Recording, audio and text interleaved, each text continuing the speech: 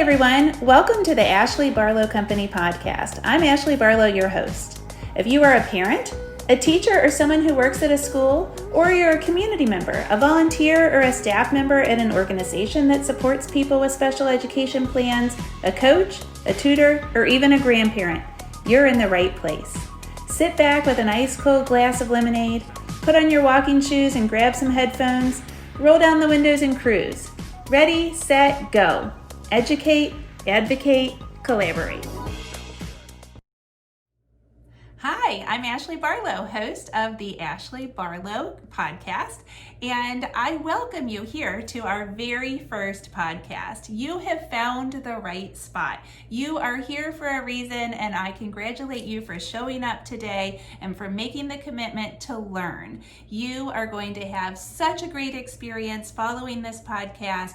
What we're going to do today is I'm going to tell you about this business, Ashley Barlow Company, and I'm going to explain to you what the real heart and soul of the company is, and we're also going to take some time to dive a little bit into what the content will look like, and ultimately I hope that I can introduce myself to you because we're about to go down a really fun path together. So the heart and soul of the company, Ashley Barlow Company, will be educational training videos that will help parents, professionals, school staff, and members of the community to educate themselves on special education topics and special education advocacy. This course will be perfect for everybody. Whether you're a doctor or you're a coach or you're a tutor or you're a physical therapist, you're a teacher, you're an instructional assistant, you're a parent, or you're a self-advocate, this is the right place for you. We know that you are feeling anxious, that you are feeling like you just crave information, that the information doesn't make any sense, that it's not sequential, what's out there right now. We hear that, and I want to provide you that information. I'll tell you first about my special education story because I have been where so many of you have been. I was a teacher. I taught for 3 years. I taught German, and I'm certified to teach German from kindergarten to 12th grade. In the time that I spent in the classroom, I have taught every grade level except for 5th and 6th grade. And actually, after I went to law school, which is later in my story, but after I went to law school, I also taught freshmen through seniors in college. So from kindergarten until seniors in college, the only grade levels that I have missed are 5th and 6th grades. So in a very short teaching career, I got a lot of experience. I felt like I really understood education. I did not have a whole lot of experience with special education, however, because I was a German teacher. When I had my second son, Jack had Down syndrome. And so, in the first few years, Jack did early intervention services that last from age 0 to age 3. And then he entered preschool. And it was this whole new world of acronyms and terms and people and teams and laws and teaching strategies, and I knew nothing about it. It felt like a foreign land. So I went from 0 to 3 with these wonderful therapists that would come into my house and really counsel me on how to help Jack with his development. And then I ended up in this preschool and thought, who are these people? Why are they talking about my kid? How do they know about my child? And I've got a degree in education and I feel completely lost. How do other people do this? So what I did was I just dove in. I dove into the laws. I dove into the best practice manuals. I really dove in. I asked questions. I talked to people. I learned and learned and learned and learned and learned. And I still felt like I really didn't understand it from a big picture down to the small little details. And so we got out of preschool and Jack was going to kindergarten, and we had a very, very long, difficult discussion with our school district about inclusion.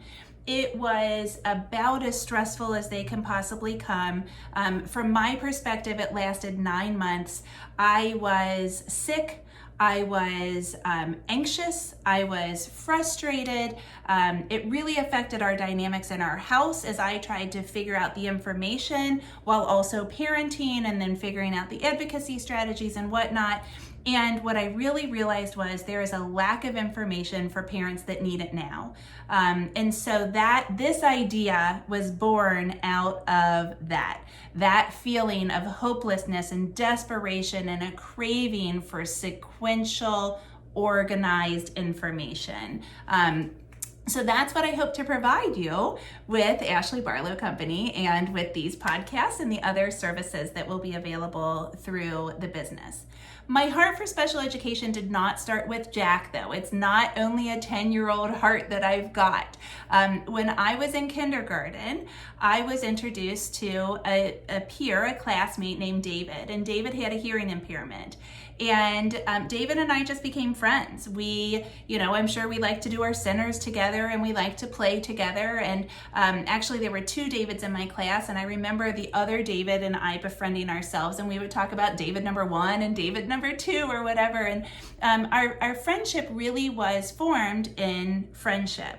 But when we had academic time, David and I just kind of naturally sat next to one another. And that was, from my perspective, it was really because I enjoyed helping David in a really functional way that wasn't disruptive to the rest of the class. So if a teacher said something and David didn't catch what the teacher said, or if instructions came that David simply didn't hear, I enjoyed being able to talk to David and to support him in a way that wasn't dysfunctional, wasn't disruptive to the rest of the class, and was functional for David. A really beautiful friendship grew out of that foundation that we established in kindergarten. In fact, we went through 1st and 2nd grade and we sat next to each other in every single class. They try to separate us, and then we'd be like, well, we want to be together, because somebody else would try to help David with stuff that he had missed auditorily, and they were more disruptive to the class. And so the teacher would say, well, how about if we just put Ashley next to you? So in 3rd grade, they tried to separate us. And from my perspective, it was like 2 weeks in. And I remember saying to my mom, we need to be together. I miss him. I miss my friend. I miss being able to help him. I am worried about who is helping him, and we need to be together. So for the rest of elementary school, they put us in the same class, and we were just kind of this really beautiful team. Then when I turned 15, I was in an accident myself. I was in a gas explosion, and I sustained a physical injury. I have 4 broken vertebrae in my back. And through that experience, what really happened to me was I learned how to advocate for myself. I couldn't stand for an entire football game when my peers were standing at the football game. I could make a batch of cookies, but I couldn't clean up the mess after, which was actually kind of convenient. I really had a different outlook on life. I knew people that had broken the very first vertebra and the very last vertebra and had been paralyzed. And I did not have any paralysis. And I just really felt I instantaneously grew up, but I was still a 15-year-old, and my advocacy for myself really changed. And I'll tell you what kind of the crux of that was I woke up the morning after my accident, June 27th of 1993, and my mom said to me, okay, here's the deal. You are probably going to feel pain forever. That's just a fact. And you are strong, and you are very willed, and if we can get you through this without any pain, that will be a miracle. But you have 2 choices. You can be a victim, or you can be a survivor. And it's really up to you. And that's going to take you down this path. And I chose to survive, not in the physical sense, because I did not really have the choice of surviving. I mean, my life was never compromised. But the choice for me was that I could have a positive disposition. I could really try to handle things with grace. And that's what I chose. And so part of that is, though, speaking up for myself and telling people when things aren't working for me, when I'm incapable of doing something, or when I don't want to do something because it's going to hurt.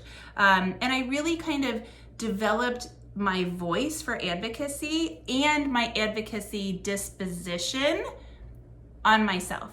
I was my first client. And so I figured out what worked and what didn't work, and what felt good and what didn't feel good. Probably the biggest lesson that I taught myself was that nobody really cared. And that was a pragmatic, objective thing to learn, but nobody really cared how I felt. So I did not walk into high school every day and say, well, today it's my shoulder that hurts, or I had swim team practice yesterday and I really hurt this arm because I was overcompensating for my back. I didn't tell people when something was pinching me for an entire day because nobody really cared about that. What they wanted was they wanted the big picture. Can you go to the amusement park or can you not? Are you gonna be on my relay in the swim meet or are you not?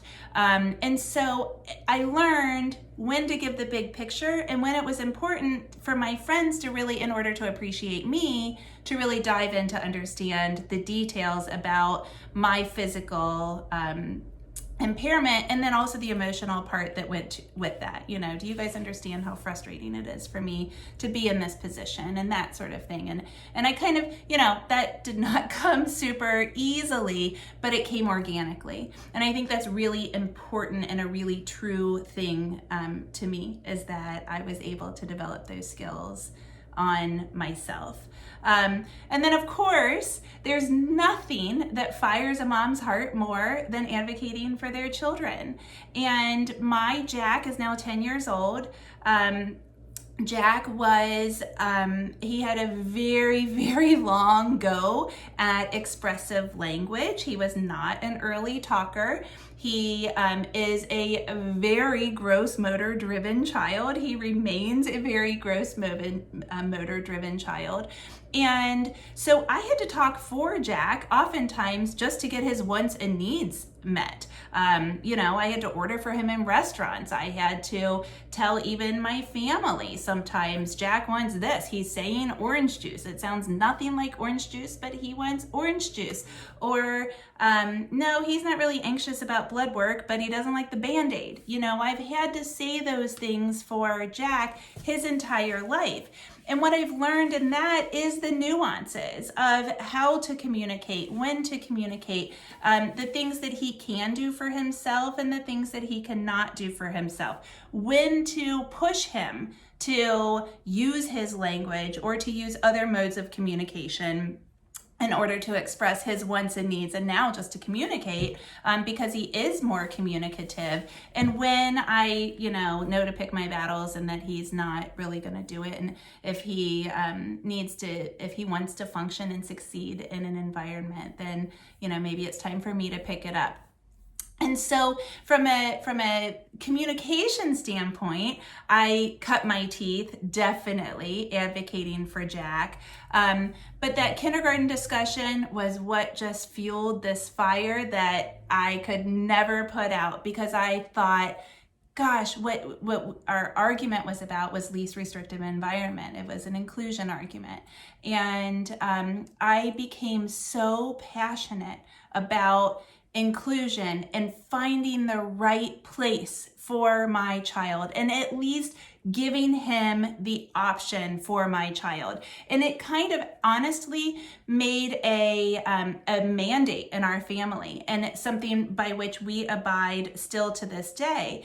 And this is how my husband and I do things for our children, is we feel like we want to keep every door open for our children until they close them. So, if our older son, Griffin, is a swimmer. And the example with that is, we don't know if he wants to swim in college. We don't know if he even wants to continue to club swim. Right now, he loves that. But maybe someday he says, I don't really want to do this. I want to just do summer league swimming, or I don't want to swim at all anymore.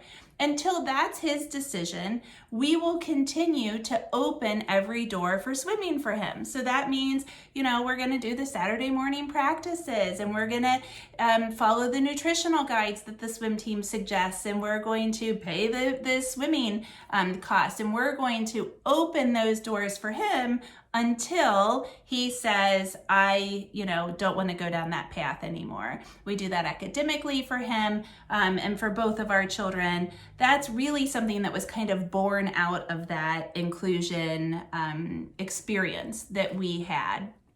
The biggest thing that was born out of it, though, was that I took my law practice, which until that time was a general practice, and said, I want to help more people with disabilities. I want to help families that are in positions like mine, and I want to get them information. I want to give them a voice. I either want to coach them, or if they feel so overwhelmed that they can't do it themselves, I want to do it for them. I want to step in as an advocate for them, and I want to do special education advocacy.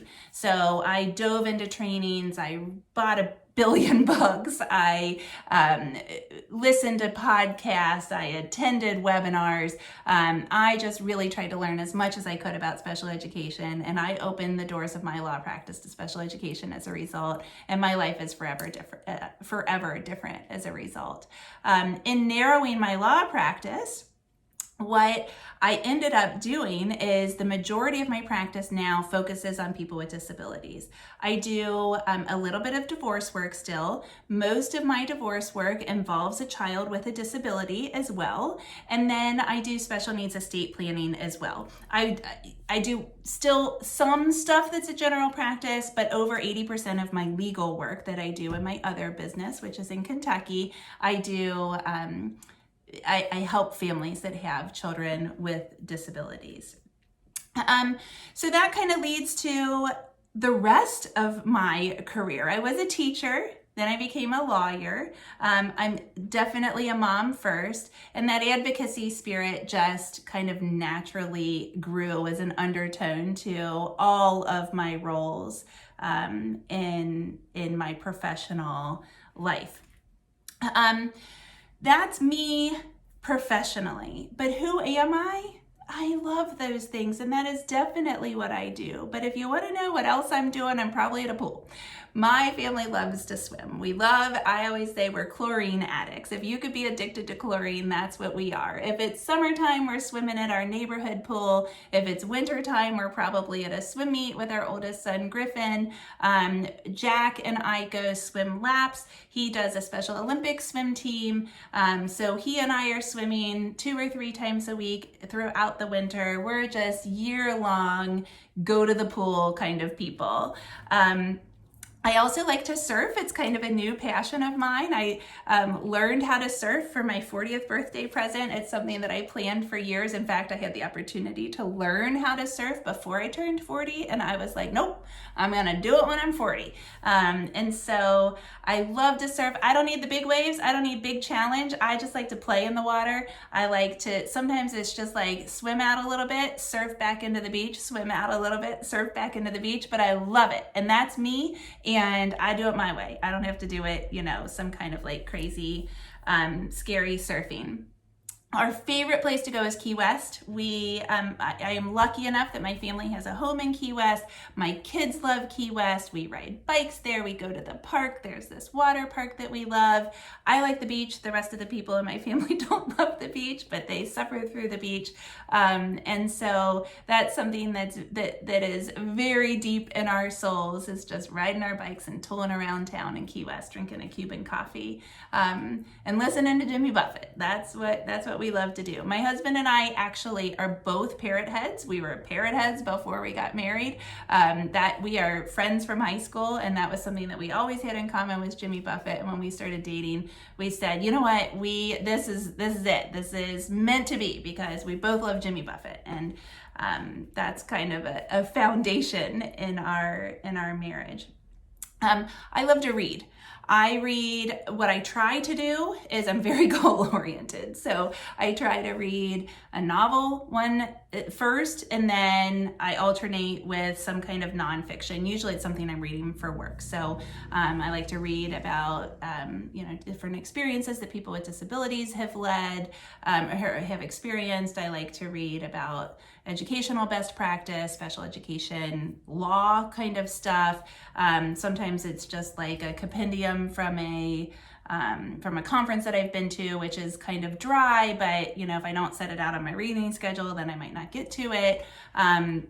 I love to read with my kids. Both of my kids and I have reading book clubs, and so I'm always reading whatever one thing that they're both reading, and that's really just kind of a way that we bond. It's always been the way that I teach my kids. I taught them how to go to the dentist by buying a book about going to the dentist. I taught them soccer with a book about soccer.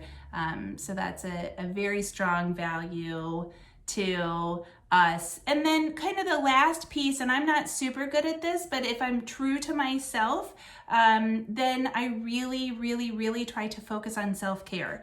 My life is extremely busy, extremely stressful. If you wonder how I do it all, I don't watch TV. That's the secret. I watch one show. And so, and right now I get to watch morning TV, which I love the morning news. But that's only because I'm launching this business during the COVID-19 pandemic. And so I'm home with my children in the morning. But I try very, very hard to maintain a lot of self-care. So I enjoy doing yoga. I try to meditate every day. I do go get acupuncture. I like to take walks. I love that alone time. I think that's so important for me to recharge and for me to maintain my relationship with myself and to fuel myself so that I am better for my clients and for this business, Ashley Barlow Company, and for my children and my family, and to be a sister and a friend and a daughter and all of the other hats that I wear that are also important to me. So all of those things sound happy and bubbly and beachy and fun and sunshine and roses. And something that's also extremely important to me is conflict. And that sounds so weird. I love conflict. And I can't say I necessarily love conflict, but I believe that conflict is important. Because if everybody were the same and if everybody agreed to stuff, we would never get better. And I love getting better. I always say conflict yields effective change. I don't go to conflict. I don't stir things up to be conflict. Like I said, I try to kind of keep doors open for my children, but I don't insert myself into their lives. I don't insert myself into conflict in my professional life. But if I see conflict, I don't clash. I don't run away from it. I don't see impasse. I don't see, well, we reached an impasse and now we go to court.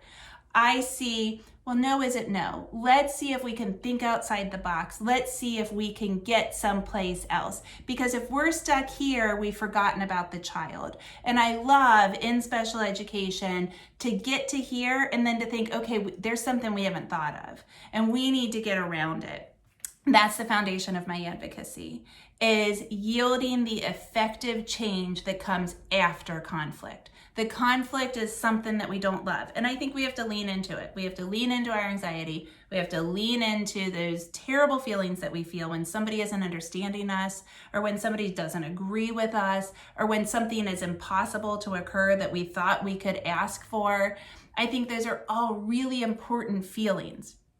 But what we have to do is we have to step outside the conflict, think outside the box, and that way we get to something that's very meaningful, unique to the child, unique to the circumstance, unique to all of the different factors that go into establishing the right plan and the right programming for children that are on IEPs. So conflict, I don't like to say I like it, but at the same time, I am not intimidated by conflict, and it's a very important part of my life. And so I think that's an important thing to talk about. So with this company, what do I want to give you? Like I said, I want to give you that basic knowledge. If you find yourself on a Friday night just craving information and so frustrated and not knowing where to start, I want to solve those things for you. My skills as a teacher should be able to give those to you in a sequential, meaningful, organized way that it makes sense to you.